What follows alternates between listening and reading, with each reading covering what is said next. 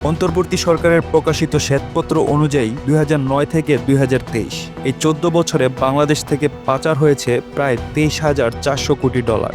শুধু দুবাইতেই বাংলাদেশিদের নামে রয়েছে ৫৩২টি বাড়ি ও সম্পদ, যার আনুমানিক মূল্য $৩৭.৫ কোটি।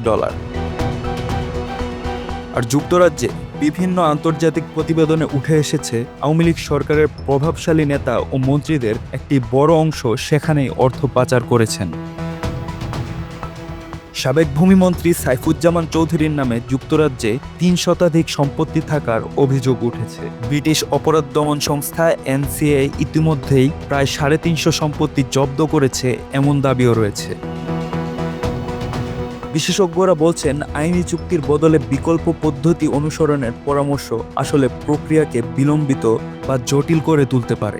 এর পেছনে কয়েকটি সম্ভাব্য কারণ থাকতে পারে, যার মধ্যে রয়েছে হয় বাংলাদেশ পর্যাপ্ত প্রমাণ দিতে পারেনি, অথবা ওই দেশগুলো নিজেরাও পাচারকৃত অর্থ থেকে উপকৃত হচ্ছে, কিংবা রাজনৈতিক ও কৌশলগত স্বার্থ রয়েছে।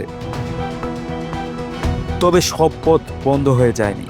চুক্তি না থাকলেও বিকল্প আইনি ও কূটনৈতিক প্রক্রিয়ায় পাচার অর্থ ফেরত আনার সুযোগ এখনও রয়েছে।